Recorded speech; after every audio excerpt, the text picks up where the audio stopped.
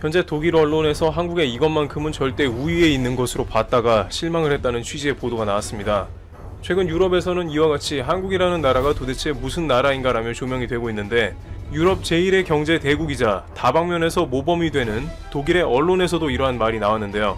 물론 독일은 세계 최고의 의료 시스템을 가지고 있어서 이에 관한 이야기인가 했습니다만 그것이 아니고 바로 한국의 시민의식을 꼽으면서 독일이 이것은 한국에게 뒤처질 줄 몰랐다고 해서 관심이 모입니다. 독일 당국은 애초에 시민의식이 독일이 한국보다 더 낫다고 분석했기 때문에 한국처럼 상황 대처에 성공할 걸로 봤습니다. 그런데 막상 상황이 진행되어 보니 독일의 시민의식은 한국의 그것에 뒤떨어졌다는 정황이 계속 나왔습니다. 프리드리히 나우만 재단 한국 사무소의 크리스티안 탁스 소장은 독일 매체인 디벨트에서 현재의 대응 상황에서 독일과 한국 간의 사회 문화적인 차이점에 주목했습니다.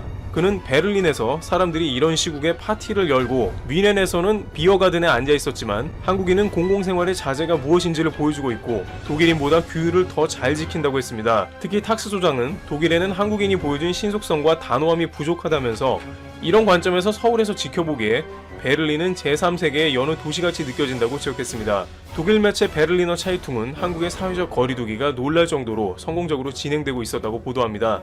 이 신문은 한국은 공공장소의 마스크 착용이 유럽보다 훨씬 일상적이라며 한국 정부는 하루에도 수차례 개인위생을 당부하고 버스와 기차에는 손세정제가 있다고 전했습니다.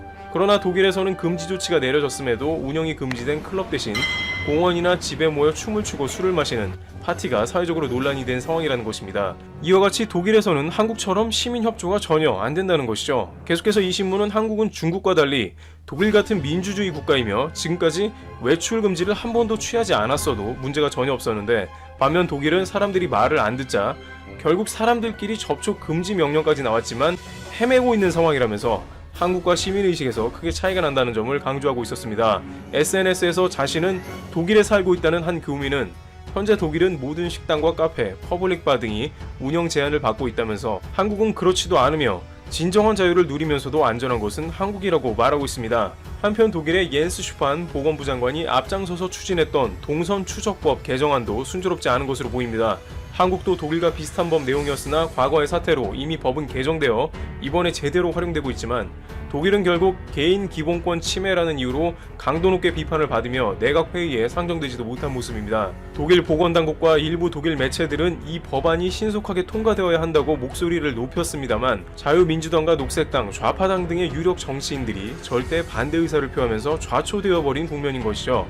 독일 온라인 매체 슈피겔은 세계는 한국으로부터 무엇을 배워야 할까라는 기고를 통해서 전문가의 말을 인용하여 완벽한 모범인 한국을 따르는 것이 쉬운 일이 아님을 보도하고 있습니다. 이와 같이 유럽 최강의 국가 독일조차 한국에 대해서 심층적으로 조명하면서 한국의 국격이 연일 올라가고 있다는 소식이 들려오고 있습니다. 한편 일본은 독일에게 노하우를 전수받겠다는 발표를 외무성해서 다소 의아하다는 평을 받고 있습니다.